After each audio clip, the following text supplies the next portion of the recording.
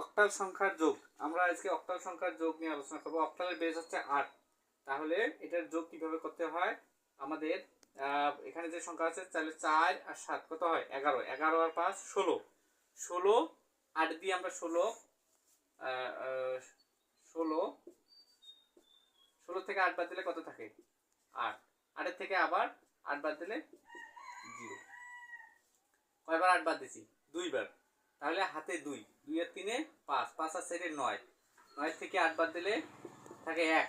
হাতে কি থাকলো? একবার বাদ দিছি 1, 1 আর 5 6, 6 6 12, 12 এর সাথে 19, 19 এর থেকে 8 বাদ দিলে 11, 11 থেকে 8 বাদ দিলে 3। কয়বার বাদ দিছি? 2 বার। তাহলে 2 হাতে, 2 এর সাথে 9, 9 5 14, 14 আর 4 কত? 18, 18 থেকে 8 বাদ দিলে 10, আবার 8 বাদ দিলে 2। কয়বার বাদ দিছি? 2 বার। তাহলে 2। এটা